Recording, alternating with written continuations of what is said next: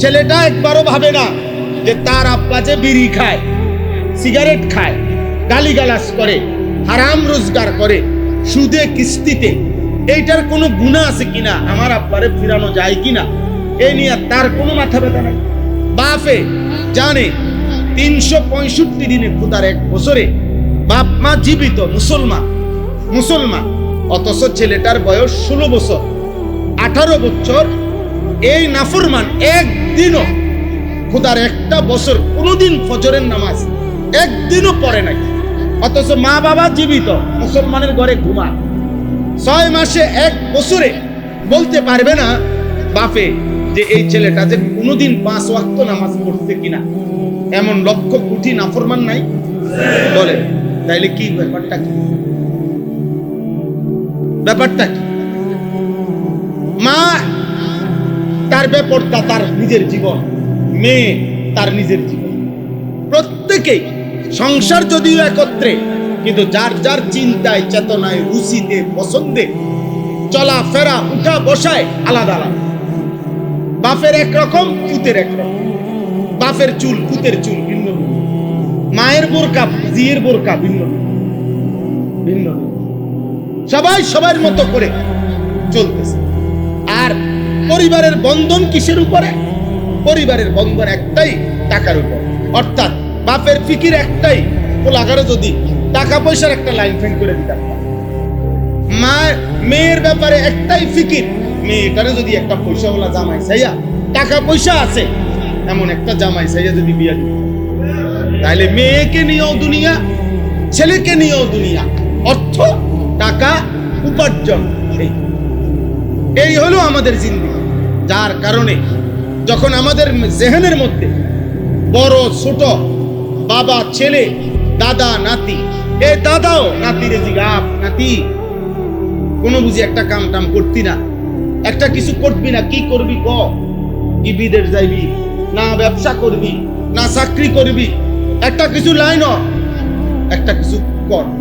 এই ফিকির একটাই। বুড়া মানুষ কিন্তু টেনশন শুধু দুনিয়া, টেনশন শুধু দুনিয়া। মায়ের ফিকির দুনিয়া, বাবার ফিকির দুনিয়া। এবার ছেলের আখলাক আছে না নাই, মেয়ের আখলাক চরিত্র আছে না নাই, স্ত্রীর আখলাক চরিত্র আছে না নাই, আমার ক্ষণিকের দুনিয়ার ব্যবস্থাপনা চললেই হলো। এই হলো বেঈমানদের ধারাবাহিক প্রচারণার কারণে আমাদের হাত। নাই তো বাস্তবতা এটাই। নাই তো আপনারা বলেন, আপনারা একজন বয়স্ক লোক দাঁড়াইয়া এখানে আপনাদের ছেলেদের দিকে দেখেন, আপনারা দেখেন এখানে আপনাদেরই ছেলেরা, এরা রংপুর থেকে আসে নাই, এরা খুলনা বরিশালের ছেলেরা, এরা এই অঞ্চলেরই আশপাশের ছেলেদের, এখানকারই, এই মহল্লারই। তাহলে এই ছেলেদের মধ্যে আপনারা একজন বিবেকবান বয়স্ক মানুষ দাঁড়িয়ে দেখেন, এখানে যদি 100 জন ছেলে হয়, 95 জনই বেনামাজ। এদের বাবা কোথায়? এদের মা কোথায়? এদের অভিভাবক কোথায়? এদের ঘরে তাইলে কি নিয়ে আলোচনা বলে? এবং এটা একদিন না, হঠাৎ না, এটাই জিন্দেগি, এটাই জিন্দেগি। আজকে 40 বছর এই ঘরে এক নিয়মে প্রতিদিন টেলিভিশন, উনি আজকে 40 বছর ধরে এক নিয়মে বিড়ি সিগারেট, উনি একই নিয়মে। এই ছেলেটা আজকে একটা বছর, 1-2-4 বছর চুল, চেহারা, লেবাস, পোশাকে মুসলমানের ন্যূনতম কোনো চিহ্ন তার মধ্যে নেই। তাহলে এটা কেমন হলো?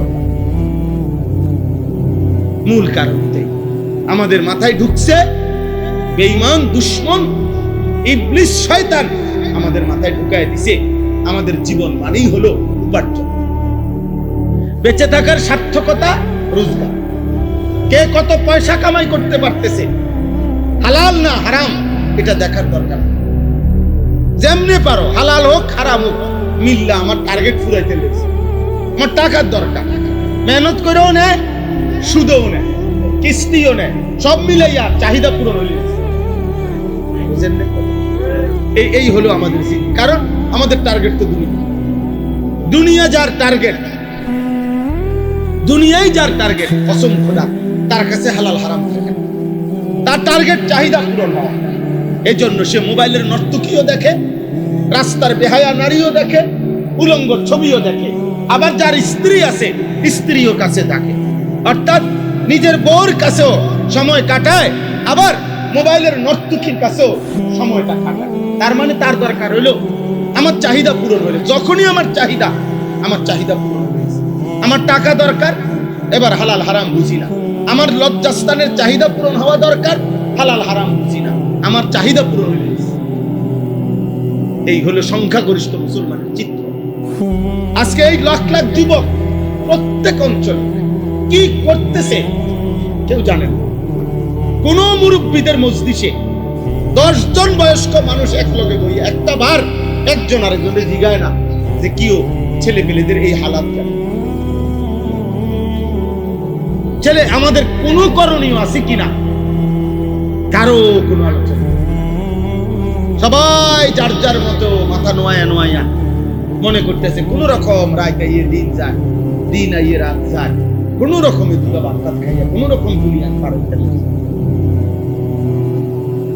তাহলে এইভাবে তো একটি সমাজ টিকবে না, এইভাবে একটি সমাজ পরিবর্তন হয় না, একটি জাতি এভাবে টিকে না। আমাদের বাংলাদেশের বয়স খুব বেশি না। 1971 সাল থেকে 2026 পর্যন্ত আমার দেশের বয়স এখনো 100 বছর হয় নাই। 100 বছর হইতে হইলে 2071 হইতে হইলে, এখনো 100 বছর হয় নাই। আমাদের নবী সাল্লাল্লাহু আলাইহি ওয়াসাল্লামের ইসলাম প্রচারের মক্কা থেকে মদিনায় হিজরতের প্রায় 1450 বছর, 1448 হিজরি। এখন এই যে মুহররম, আজকে 10ই মুহররম, আশুরা 1448 হিজরি। আজ থেকে 1448 বছর আগে আমাদের নবী সাল্লাল্লাহু আলাইহি সাল্লাম মক্কা থেকে হিজরত করে মদিনায়।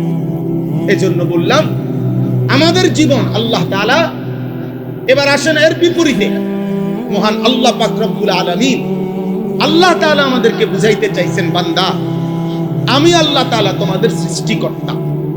গোটা অসংখ্য আয়াত, গোটা পৃথিবী আমি সাজিয়েছি। ওয়াহুয়াল্লাযী খালাকাস সামাওয়াতি ওয়াল আরদা ফি সিত্তাতি আইয়াম ওয়া কানা আরশুহু আলাল মা। আল্লাহ তাআলা বলেন এই 7 আসমান এবং জমিন আমি আল্লাহই 6 দিনে সৃষ্টি করেছি। এবং যখন আমার সৃষ্টি করেছি তার আগে প্রথম ছিল আল্লাহর আরশ উপরে, নিচে ছিল পানি। এই উপরে আরশ, নিচে পানি, আর মাঝখানে ছিল খালি। এই মাঝের এই খালি জায়গায় আল্লাহ তাআলা বলেন 6 দিনে আমি আসমান ও জমিনের এই পুরাটা পৃথিবী আমার সৃষ্টি আমি সাজাইছি। আকাশ উপরে আমি বিছাইছি, জমিন নিচে আমি বিস্তীর্ণ করেছি। সূর্য, চন্দ্র, গ্রহ, নক্ষত্র, আলো, বাতাস, গাছ, তরু, লতা, বৃক্ষ, ফল, ফুল, পাখি, পাহাড়, নদী, সাগর, সবকিছু দিয়ে আমি আল্লাহ নিজের হাতে বান্দা যত্ন করে এই কায়নাত সাজাইছি। আল্লাহ বলেন বান্দা আমি সাজাইছি, কিছুই ছিল না বান্দা, আমি সাজাইছি এই কায়নাত। আমি সাজাইয়া আমি আল্লাহ তাআলা, এখানে আল্লাহ বলেন ওমা মিন দাব্বাতিন ফিল আরদ ইল্লা আলাল্লাহি রিজকুহা। এই আয়াতটাই আল্লাহ তাআলা বলেন বান্দা 1 নাম্বার গোটা সৃষ্টি আমি বানাইছি। 2 নাম্বার আমার এই সৃষ্টির মধ্যে যত কিছুর প্রাণ আছে, যত কিছুর কি আছে, প্রাণ আছে, যত কিছু বিচরণ করছে, যত কিছু প্রাণওয়ালা, পশু হোক, পাখি হোক, মানুষ হোক, জিন হোক, আল্লাহ তাআলা বলেন একবার কীট পতঙ্গ, জন্তু, জানোয়ার যাই হোক, প্রাণের অস্তিত্ব যেখানে যেখানে আছে, এই প্রত্যেক বিচরণশীল প্রাণী, অস্তিত্বশীল প্রাণী আমি আল্লাহ তাআলা ওয়াদা দিলাম। এই কোরআনে আল্লাহ বলেন আমি ওয়াদা দিলাম প্রত্যেকের রিজিক, দুনিয়ার যাবতীয় প্রয়োজনীয় রিজিক আমি আল্লাহ পৌঁছাবো। এটা আমি আমার কাঁধে ফরজ হিসাবে দায়িত্ব নিলাম, আমি বাধ্যতামূলক দায়িত্ব নিলাম, ফরজ দায়িত্ব নিলাম। আলাল্লাহ, আলা শব্দ ফরজ বুঝায়, ফরজ হিসাবে আমি সকলের রিজিক পৌঁছাবো, সকলের রিজিক। তাফসীরের মধ্যে আছে রিজিক বলতে কি, রিজিক মানে হুদা ভাত না, রিজিক মানে শুধু তরকারি না। একটি মাখলুক, মনে করেন আমি একজন মানুষ, আপনি একজন মানুষ, একজন মানুষ তার দুনিয়ার হায়াতে একেবারে জন্মের প্রথম লগ্ন থেকে মৃত্যু পর্যন্ত, জন্মের পূর্ব থেকে মানে অস্তিত্ব থেকে শেষ পর্যন্ত যা কিছু তার জীবনে অর্জন হয় পায়, সবকিছুই রিজিক। সবকিছুই কি রিজিক। শুধু বাদ এই আসমান জমিন, সূর্য চন্দ্র, আলো বাতাস, হাসি কান্না, হ্যাঁ, স্ত্রী সন্তান, ছেলে মেয়ে, গাছপালা, তরু লতা বৃক্ষ, ক্ষেত ফুল ফসল, অর্থ উপার্জন, রোজগার, টাকা পয়সা, সব রিজিক। সব কি? সব কিছু আল্লাহ তাআলার দান। আল্লাহ তাআলা বলেন, বান্দা তোমার হায়াতে যত কিছুর প্রয়োজন রিজিক যা, সকল কিছু আমি ওয়াদা দিলাম, আমি আমার পক্ষ থেকে আমি বাধ্যতামূলক তোমার কাছে পৌঁছাবো। তাহলে আজকের সমস্ত বেঈমান আমাদের মাথায় যেটা ঢুকাইছে যে আমাদের ফিকির একটাই রিজিক, উপার্জন, টাকা সম্পদ উপার্জন। আল্লাহ তাআলা বলে, বান্দা না, তোমাদেরকে ভুল বুঝাইছে বেঈমানে, ইবলিস তোমাদেরকে ভুল বুঝাইছে। মূলত যেটা নিয়ে তোমরা এত কামরা কামড়ি করতেছো দুনিয়া, এটা তো আমার বানানো। আর আমি বললাম যাকে যা নির্ধারণ করা তা আমি পৌঁছাবো, তো তুমি এমন করো না। তুমি আমারে না জিজ্ঞাসা করবা যে তাইলে আমারে কেন বানাইলেন? আপনি যেহেতু নিজেই আমার রিজিকের সব দায়িত্ব আপনি নিলেন, আমারে বানাইলেন কেন? আমার কারণ করণীয় কি? আল্লাহ তাআলা বলেন, লিয়াবলুয়াকুম আইয়ুকুম আহসানু আমালা।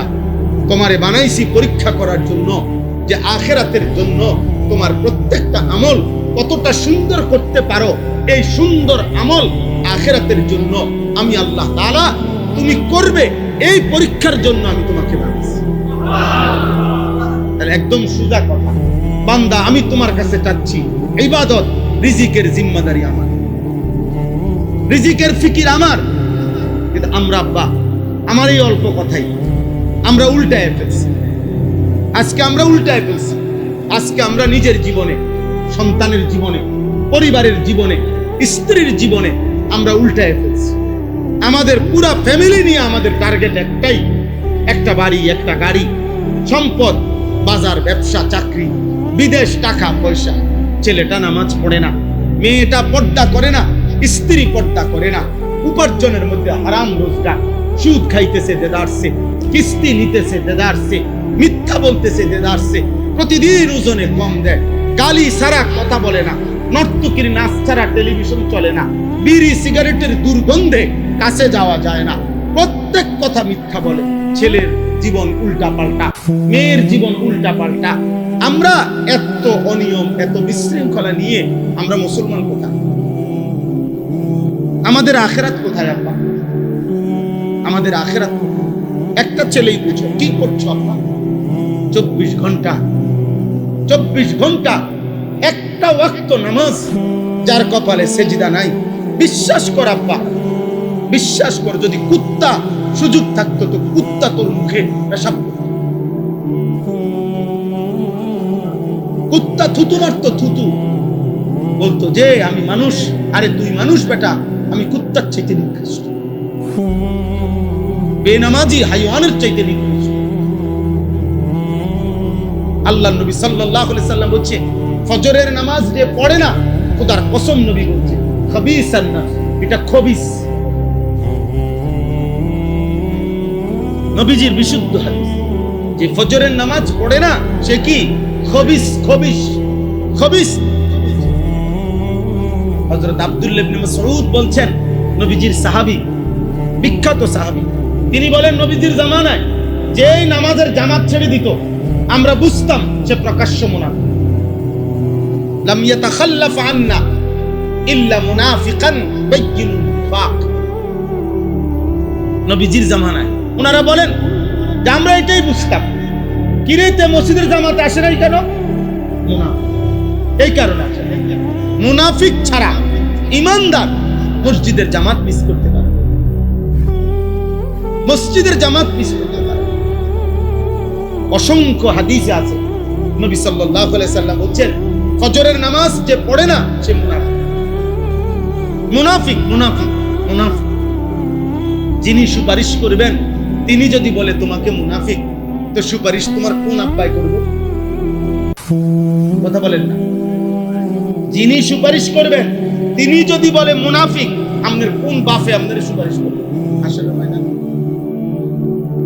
বলো না ভাই, তোমাদের অধিকাংশ ছেলে, অনেক ছেলে আব্বা তোমার চেহারা দেখলেই তো বোঝা যায় কতদিন হয় নামাজ, কোনো মা আছে কিনা, বাবা আছে কিনা, অভিভাবক আছে কিনা তাও বলে না।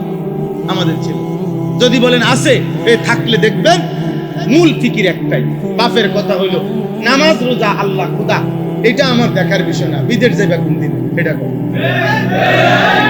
অথবা দেশে থাইকা পয়সা কামাই করবো, টাকার দরকার, আমার টাকার দরকার, আমার টাকার দরকার। হ্যাঁ হ্যাঁ, ফিকির এটা, ফিকির এটা, আমার টাকার দরকার, আমি বিল্ডিং করব, আমার জমি কিনব, টাকার দরকার। নাই তো বাপ প্রথম বোঝাপড়া করা উচিত ছিল, 16 বছরের সন্তান, আমার আল্লাহকে একটা সেজদা দাও না, 24 ঘন্টা মোবাইলে নারী ছবি অশ্লীল দৃশ্য দেখো। একজন মেয়েকে বলা উচিত মা তুই বেপর্দা, স্ত্রীকে বলা উচিত তুমি বেপর্দা, আমি তোমার জন্য আমার রক্ত পানি করা উপার্জন কেন করব বলো, আগে বোঝাপড়া করে। কোরআনুল কারীমে সূরা ইয়াসিনের মধ্যে আছে, একজন ঈমানদার কাফেরদের সম্মুখে দাঁড়িয়ে তিনি বলছেন ওমা লিয়া লা আ'বুদুল্লাযী ফাতারানি ওয়া ইলাইহি তুরজাউন। সূরা ইয়াসিন তিনি বললেন, হে আমার জনগোষ্ঠী, তোমরাই বলো তো আমি ওই আল্লাহর ইবাদত, ওই সত্তার ইবাদত কেন করব না, কেন করব না? আল্লাযী ফাতারানি, যিনি আমাকে সৃষ্টি করেছেন, যে আমাকে সৃষ্টি করেছেন, আমি তার ইবাদত কেন করব না? তোমরা আমাকে বাধা দিচ্ছ কেন? মানে উনি ইবাদতে উনাকে বাধা দিচ্ছে, উনি বলতেছে তোমরা কি বলতে চাচ্ছ?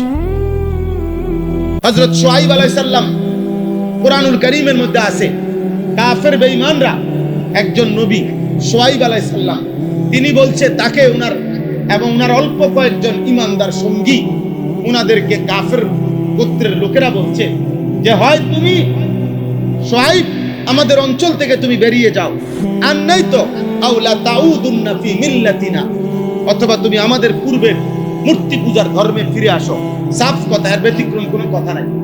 তখন তিনি জানতে চাইলেন, হে আমার জাতি, আওয়ালাউ কুন্না কারিহিন, এই জাতি, আমি তোমাদের এই মূর্তি বিশ্বাস করি না, আমি তোমাদের এই পাথরের পূজা বিশ্বাস করি না, আমি তোমাদের এই জুলুম সমর্থন করি না, তাহলে তারপরেও কি তোমরা আমাকে ওই অন্যায়ের উপরে জবরদস্তি করে আমার বাধ্য করবা? এটা কোন যুগ? এটা কোন ইনসাফ? আপনি বলেন আপনার ছেলেকে, আব্বা তুমি এক ওয়াক্ত নামাজ পড়বো না, তোর মতো নাফরমানের জন্য আমি টাকা রোজগার করতে হবে কেন? কেন? এটা কে আমার দায়িত্ব দিব? আপনার স্ত্রীকে বলেন, বেহায়া নারী, তুমি কোনো পর্দা নাই, শরীয়ত নাই, দ্বীন নাই, তোমার মতো অসভ্য নারীর জন্য আমি স্বামী রোজগার করতে হবে কেন? বলেন না কেন? কোরআনুল কারীমের মধ্যে স্পষ্ট আছে, হযরত লূত আলাইহিস সালামকে আল্লাহ তাআলা বলছে তোমার জাতিকে আমি আযাব দিয়ে ধ্বংস করে দেব, আজকের রাত্রে ভোর হওয়ার আগে আগে তুমি তোমার পরিবারের সদস্যদেরকে নিয়ে, তোমার অধীনস্থ ঈমানদারদেরকে নিয়ে বের হয়ে যাইবা, মানে এলাকা ত্যাগ করবা। তুমি বের হইলেই আমি আল্লাহ আযাব দেব, পুরা জাতি শেষ করে দেব। কোরআনে আছে, আল্লাহ তাআলা বলছে যে সময় বের হইবা, বের হওয়া শুরু করলে পিছন দিকে আর তাকাইবা না, 1 মিনিটের জন্য, 1 পলকের জন্য পিছন দিকে তাকাইও না এলাকার দিকে। আর ইল্লাম রাআতাক, এই কোরআনের আয়াত, আল্লাহ নিজে বলছে লূত তোমার স্ত্রী, এই মহিলা বেঈমান মহিলা, এই মহিলার সাথে নিবা না, এই মহিলার রাইখা তুমি বের হইবা। কোরআনের আয়াত। এবং আল্লাহ তাআলার আদেশ তিনি পালন করছেন, স্ত্রী এই বেঈমান নারীকে রেখেই তিনি বের হইছেন। এর পরবর্তী মিনিটের ভিতরে আল্লাহ পুরা জাতি, জিবরাইল আলাইহিস সালাম সাতবক জমিনের নিচের মাটি উঠাইয়া এমনি উল্টানি দিয়া আছাড় দিছেন তার স্ত্রী সহজে। কোরআন বলেন আব্বা, আমার বাপ, আমি বুঝাইতে চাই আপনাদের কাছে, আল্লাহ তাআলা এখানে বলছেন বান্দা ওয়া ইয়ালামু মুস্তাকাররাহা ওয়া মুস্তাওদাআহা। 24 ঘন্টা মৃত্যু পর্যন্ত তুমি কোথায় কোথায় অবস্থান করবা আমি জানি, এবং তোমার দাফন কোথায় হবে আমি তাও জানি। অতএব তুমি ঘাবড়াইও না, আমি বাড়ির থাকলে না আপনি খাওয়াইবেন, আমি বিদেশ গেলে আপনি কেমনে খাওয়াইবেন, আমি বাড়ির থাকলে না আপনি খাওয়াইবেন, আমি রাস্তায় গেলে ঢাকা শহরে গেলে আমার খানা দিবেন। আল্লাহ বলে না, প্রতি সেকেন্ড কদম মৃত্যু পর্যন্ত তুমি কোথায় কোথায় থাকবে আমি তাও জানি, শেষ পর্যন্ত কোন মাটিতে তোমার মৃত্যু হবে আমি তাও জানি। জানে আল্লাহ, জানে কিনা বলেন না? আল্লাহ তাআলা বলেন, তো আমার মতো মালিকের ব্যাপারে তুমি সন্দেহ করছো? কুল্লুম ফি কিতাবিম মুবিন।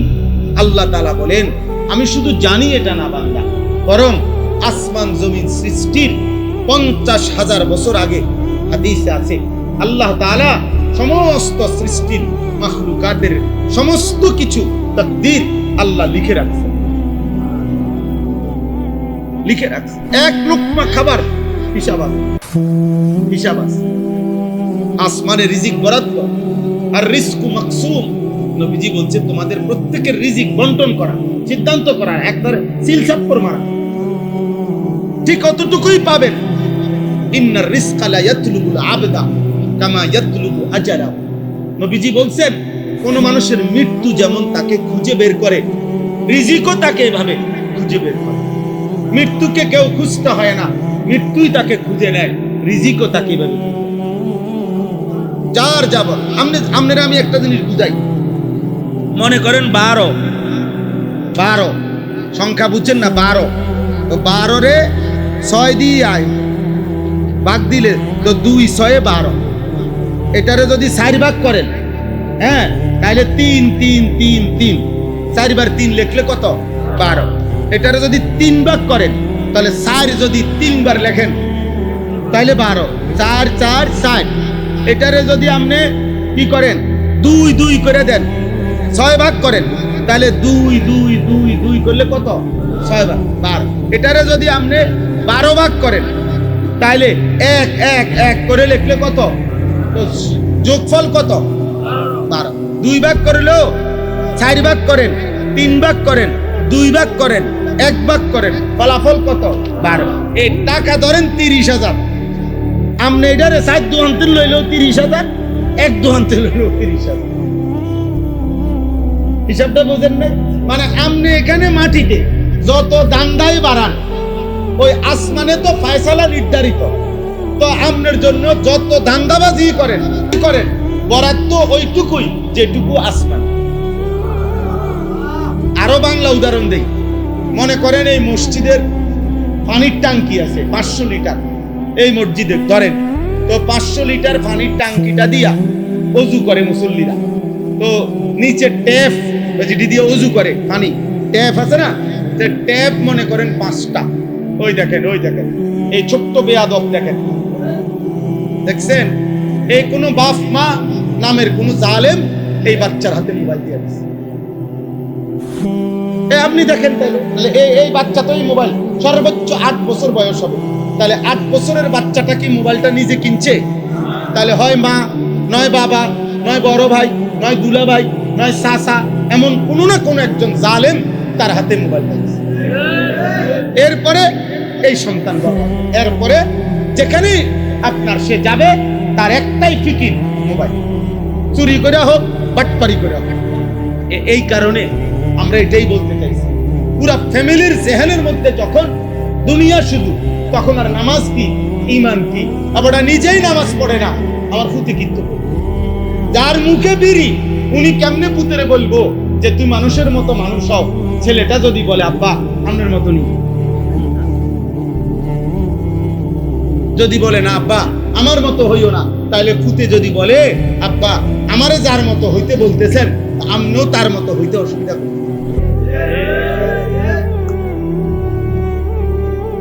বললাম মূল কারণ হলো এটা, সংখ্যাগরিষ্ঠ মুসলমানের মাথা থেকে বেঈমান, ইবলিস, শয়তান, কাফের, মুশরিকরা আখিরাত ভুলায় দিছে। আল্লাহ ভুলায় দিছে, আল্লাহ ভুলায় দিছে, নয়তো এত করুণ পরিণতি আমাদের হইতো না। দোস্ত, বিশৃঙ্খলা যাবে না রে আব্বা, ক্ষমতার পালাবদল জারি দিয়ে হোক, আমাদের সুখ, আমাদের শান্তি, আমাদের নিরাপত্তা ক্ষমতাসীন কিংবা ক্ষমতার বাহিরে কোন দলের হাতে না রে দোস্ত। আমাদের শান্তি আর নিরাপত্তা আল্লাহর হাতে। আর সম্পূর্ণ তার লগে বিরোধিতা করে আল্লাহর পথের উল্টা পুরাপুরি চলে কমপক্ষে মুসলমান পরিচয় দিয়া আমাদের সুখ মিলবে না, কাফের মিলবে। কাফের তো কাফের, আল্লাহ তো বলছে আমি কাফেরকে দুনিয়ায় কিছুদিনের সুখ দেব, কিন্তু আমাদেরকে আল্লাহ তাআলা সুখ দিতে হইলে আমরা মুসলমান স্বীকার করলে আমাদের আল্লাহর কাছে ফিরতে হবে। আপনি এই কোম্পানির চাকরি করেন, আপনার নামে নিয়োগ লেটার, এই কোম্পানি আপনি ঘুরে ফিরা বেতন নিতে হইলে এনে আইতে, আপনি এই কোম্পানির দৌড়ালে কথা বুঝেন নাই, আপনি এখানে আসতে হবে। আর না তো আপনি এটা ছেড়ে দেন, এই কোম্পানির থেকে কি দেন, রিজাইন দেন। আপনি বলেন আমি মুসলমান, আমি বেঈমান, তো ঠিক আছে, আল্লাহ বলে ঠিক আছে, মুশরিক হইয়া যদি খাইতে চাও তো নাও, কিন্তু ইসলাম স্বীকার করে আল্লাহকে মানবেন না তো সুখ আসবে, টানা হেসরা শেষ হবে, কলিজার মধ্যে শান্তি আসবে, কোন সুদখোর শান্তিতে নাই। আমি কসম এই কোরআন ধরে বললাম, একটা কিস্তিখোর নাফরমান সুখে নাই। আমি চ্যালেঞ্জ, নাহলে তারাই এখন প্রতিবাদ করেন, আমি রাজি আছি। আমার জীবন, আমরা তো এই সারা বাংলাদেশ ঘুরা জীবন, হাজারো মানুষের সাথে আমাদের কথা। সুদখোরের সুখ হয় না, ঘুষখোরের সুখ হয় না, কিস্তিখোরের সুখ হয় না, চরিত্রহীন যুবকের সুখ হয় না, এ হায়া নারী, বেপর্দা নারী, খোদার কসম তার এক সেকেন্ডের সুখ হয় না। এ দুনিয়া ভোগ করে কতক্ষণ, এরপরে সিদ্ধিয়া ফিরে থাকে। পৃথিবী স্মরণ করে না, হৃদয়ের তৃপ্তি আসে না। একটা সময় দিন শেষে, হায়াত শেষে দেখে ভূতও পছন্দ করে না, জিও পছন্দ করে না, ভূতের বউও পছন্দ করে না, সংসারের কেউ দেখতে পারে না। অথচ এদের জন্যই হারাম খেয়েছে, অথচ এদের জন্যই মিথ্যা বলছে, এদের জন্যই ওজনে কম দিছে। নাহলে একটা বেড়া নিজে চলনের লেগা এত টেয়া লাগে না। এই বউ বাচ্চা সংসারের কথা ভাই এত মিথ্যা কথা বলছে। আজ তারাই চেনে, আজ তারাই চেনে। আমি এই কিছুদিন আগে এক ভদ্রলোক, উনার 3 ছেলে, 2 ছেলে ইউরোপ থাকে, 1 ছেলে ঢাকা শহরে থাকে। একটা অনুষ্ঠানে আমার পাশে বসছে, খুব বুঝাইতেছে মানুষের, হ্যাঁ 3 ছেলের এক এক গুণাগুণ, ছেলেদের এই আছে সেই আছে। ওর কথা শেষ হয়েছে আর আমি শুধু বললাম, আঙ্কেল বাসায় কে থাকে এখন, আপনি যে বাসায় থাকেন? আমরা বুড়া বুড়ি বাতরান দেখে কাজের একটা লোক রাখছে 5,000 টাকা, একজন কাজের বদিল্লা রাখছে, কয় বাতরাই কীর্তেন শুনেন মানুষের, এগুলো শুনেন কীর্তেন, কথা বলেন না। কাজের মহিলার রান্না আর আপন সন্তানের খেদমত বরাবর। এটা শুনে লাভ কি? এটা শুনে লাভ কি বলে? দুনিয়া আমাদেরকে ধোঁকা দিচ্ছে, দুনিয়া ধোঁকাই দিবে, দুনিয়া ধোঁকাই দিবে। হারাম কখনো সুখ আনে না, হারাম কখনো সুখ আনে। এজন্য বললাম, তো এখন আপনারে বলতেছিলাম যে এই টাঙ্কি 5টা ট্যাপ দিয়া মনে করেন অজু করে দেন, পানি 5টা ট্যাপ দিয়া পানি শেষ হয়েছে, কত লিটার পানি শেষ হলো? এখন মুসল্লি বেড়ে যাওয়াতে মসজিদ কমিটি 5টা ট্যাপে কষ্ট হয় অজু করতে, এই জন্য আরো 5টা ট্যাপ বাড়াই দিছে, ট্যাপ লাগাইছে 10টা। এখন এই 10টা ট্যাপ দিয়ে অজু করাতে পানি শেষ হয়েছে। এখন কত লিটার পানি শেষ হয়েছে? কেন 500 লিটার হবে? কেন ট্যাপ না বাড়াইল? এখন হবে 1000 লিটার। আপনি বুঝে চান? আবার বুঝে কোন, যদি এখানে 20টা ট্যাপ লাগায় অজুর সুবিধার্থে, পানি শেষ হইলে কয় লিটার শেষ হইল? কেন ট্যাপ না বাড়লো? এই কথাটা বুঝছেন? মেন জায়গায় কত? মেন জায়গায় 500 লিটার। তো এনে ট্যাপ বাড়াইয়া লাভ আসেনি। আরশাজিমে আল্লাহর বন্টনে, তাকদিরে, লৌহে মাহফুজে তো বরাদ্দ নির্ধারণ করা, রিজিক নির্ধারণ করা। আমনে এনে সিটারি বাড়াইয়া কিনতে লাভ, আমনে নামাজ নাই, সেজদা নাই। একজনে আমারও বুঝাইতেছে, আপনার গৌরব হুজুর মাঝে মাঝে কাস্টমারের চাপে 40 মিনিটও মুতে ধরে পেশাব করবার টাইম নাই। আল্লাহু আকবার, আল্লাহ আপনারে কত বড় নিয়ামত দিছে, পেশাব বন্ধ রেখে দিছে একদম। আপনি কত বড় নিয়ামত, সুবহানাল্লাহ সুবহানাল্লাহ। 40 মিনিটে ওনার মুতনের টাইম নাই। দুপুরের ভাত খায় মাগরিবের আগে, হ্যাঁ বাড়ির থেকে ভাত ফাটাইছে দুপুরে, ওটা মাগরিবের রক্ত হয়ে গেছে, দুগা ভাত খাইবার টাইম নাই। দুনিয়া তোরে ভাতও খাইতে দেয় না, দুনিয়া তোরে পেশাবও করতে দেয় না, দুনিয়া তোকে আল্লাহকে একটা সেজদা দিতে দেয় না। তোর এমন দুনিয়ার উপরে থুতু বেটা, থু তোর দুনিয়া। যে দুনিয়া তোরে আল্লাহ চিনায় না, যে সম্পদ তোকে আল্লাহ চিনায় না, থুতু বেটা। তোর এমন টাকার উপরে থুতু বেটা। আল্লাহকে চিনো, আখিরাতকে চিনেন, গোলামি চিনেন, বন্দিগি চিনেন। শেষ কথা, এটাই কথা। অতএব আজকে এটাই বললাম, এই একটি আয়াতই বললাম। দুনিয়ার সমস্ত বেঈমান, ইবলিস, শয়তান, নাফরমান, পাপী, তাদের প্রত্যেকের আপনার কথাবার্তা, আলোচনা, চিন্তা, চেতনা, বুদ্ধি, পরামর্শ দুনিয়া। কি দুনিয়া?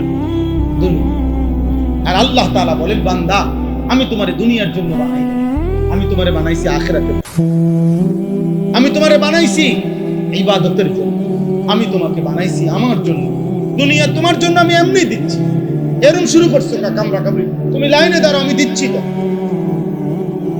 আমি তো দুনিয়া দিতেছি। আচ্ছা আপনারা বলেন তো, একটা মিনিটে শেষ কথাটা ভাইবা বলেন, এত বড় আসমান, জমিন, চন্দ্র, সূর্য, গ্রহ, আলো, বাতাস, রোদ, বৃষ্টি, নিঃশ্বাস, সূর্য, চন্দ্র, সব কিছু বছরের পর বছর 24 ঘন্টা যে আল্লাহ নিয়ম মাফিক ধারাবাহিক দিতেছে আমাদেরকে, সেই আল্লাহ অল্প কয়টা বাদ আর একখান বিল্ডিং এর জন্য এই কদ্দুর জিনিস বুঝি আমারে সেই আল্লাহ দিতে পারে না? কথা বলেন। তাহলে এই একখান বিল্ডিং কি বানাইছেন? বিল্ডিংটা এই কদ্দুর একটা বিল্ডিং এর জন্য এক সেট সোফা, এই কয়টা আলমারি, কয়টা কাচের প্লেট, লবণের বাটি, কয়টা আপনার খাট, সোফা, ফ্রিজ, এই কদ্দুর ঘর একখানের জন্য, অল্প কয়টা আসবাবের জন্য, আর এই কদ্দুর বাজার সদাই ভাত তরকারি খাওয়ার জন্য। এত মিথ্যা বলেন, এত সুদ, এত কিস্তি, এত হারাম, এত ধোঁকা, এত প্রতারণা।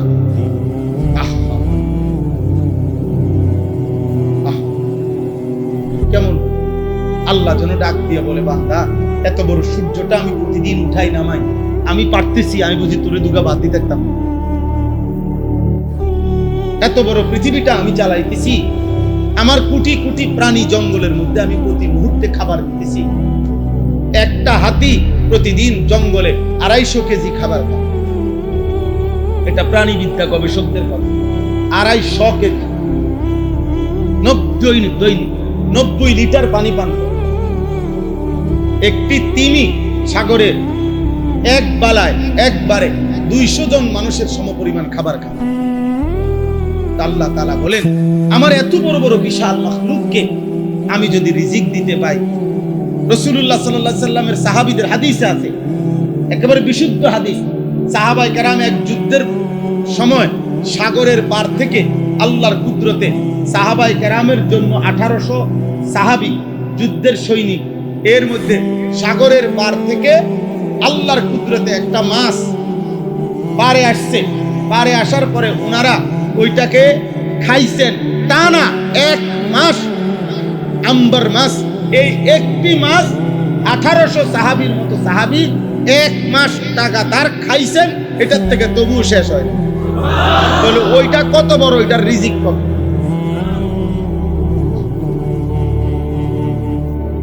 বলেন না। আটলান্টিক মহাসাগরের তলদেশে কি পরিমাণ আল্লাহর প্রাণী আছে আমরা জানি।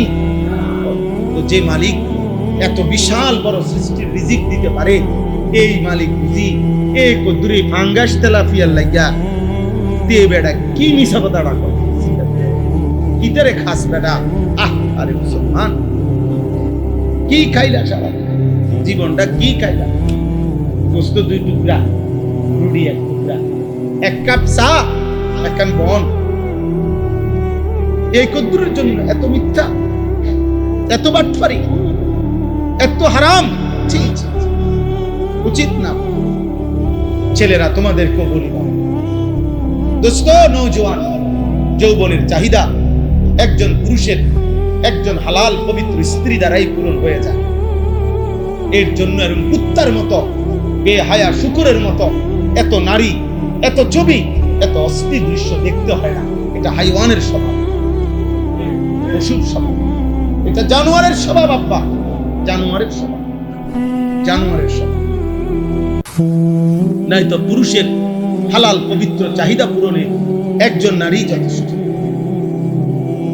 আর সেটা আল্লাহ তাআলা পৃথিবী সৃষ্টির শুরু থেকে প্রথম পুরুষ আদম আলাইহিস সালাম, তো প্রথম পুরুষ আদম আলাইহিস সালামেরই যেহেতু আল্লাহ তাআলা চাহিদা পূরণ করছেন পবিত্র স্ত্রী হাওয়ার মাধ্যমে, তো আল্লাহ তাআলা কিয়ামত পর্যন্তই পুরুষের এই পবিত্র স্ত্রীর মাধ্যমে চাহিদা আল্লাহ হালাল পূরণ করার ব্যবস্থাই রাখছেন। এভাবেই কুদরতি নিজাম আদম থেকে এই পর্যন্ত এভাবেই চলবে কিয়ামত পর্যন্ত। কাজেই মাঝখান দিয়ে হাইওয়ান পশুর মতো নারী, ছবি, অস্থির দৃশ্য, মোবাইলের উলঙ্গ নাচ গান এই নিয়ে ব্যস্ত থাকা, এটা পশুর সমাজে মানায়, মানুষের সমাজে মানায় না। এটা আফ্রিকার জঙ্গলে মানাইতে পারে, মানুষের সমাজে। এই জন্য দোস্ত, আমরা এই জন্য বলি, আমরা চিৎকার আমরা করি, কেউ না শুনবে, কোনো অসুবিধা, আমরা বলে যাব।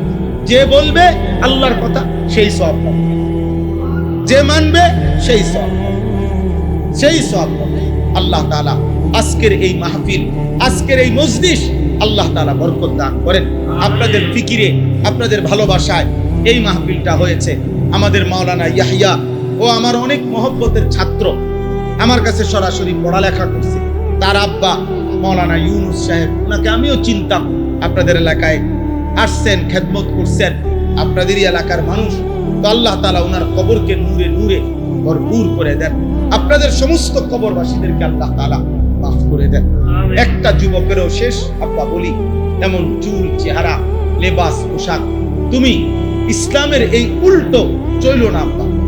এমন উল্টা চইল্লা মুসলমান হয় না, নবীর মহব্বতের প্রেমিক হয় না, হয় না।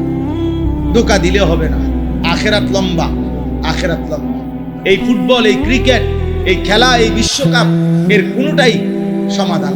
এই ফুটবল বিশ্বকাপ আগামী কয়েকদিনের মধ্যেই শেষ হয়ে যাবে। খেলাটা শেষ হয়ে যাবে না? কিন্তু আমাদের যাদের এই বাম কাঁধে, আমল নামার এই বাম কাঁধে যে গুণাগুলো লেখা হয়েছে, এই খেলা দেখতে গিয়ে এই গুনাহ এটা মুছবে কেমন? বলো না। হ্যাঁ, খেলা তো চলে যাবে আব্বা, খেলা তো শেষ হয়ে যাবে। ব্রাজিলও তোমারে চিনবে না, আর্জেন্টিনাও তোমারে চিনবে না, কিন্তু তোমার বাম কাদের গুনাহগুলো তুমি মুছবে কেন? হ্যাঁ, তাই নবী সাল্লাল্লাহু আলাইহি সাল্লাম হাসরের ময়দানে জিজ্ঞেস করবে, উম্মত 365 দিনে, এক বছরে ফজরের মুয়াজ্জিন 365 দিন টানা বলেও আসসালাতু খায়রুম মিনান নাওম বলে একদিনের জন্য তুমি নাফরমানকে উঠাইতে পারলো না। আর রেফারি, ফুটবলের রেফারি তোমারে রাত 4টা বাজে টেলিভিশনের সামনে বসায় দিল, তুমি কেমনে উঠতে পারলা? সেই তুমি আমার কাছে সুপারিশের জন্য কেমনে আসলা? হ্যাঁ, সুপারিশ তোমার মামুর বাড়ি, হ্যাঁ, সুপারিশ তোমার আব্বার সম্পত্তি। এই জন্য তামাশা না করো। একজনই বুঝেন, 5 ওয়াক্ত নামাজ পড়েন, হালাল পথে চলেন, হালাল রোজগার করেন, নিজেদের স্ত্রী, কন্যা, মা, বোনদেরকে পর্দা পুশিদার সাথে চলতে বলেন।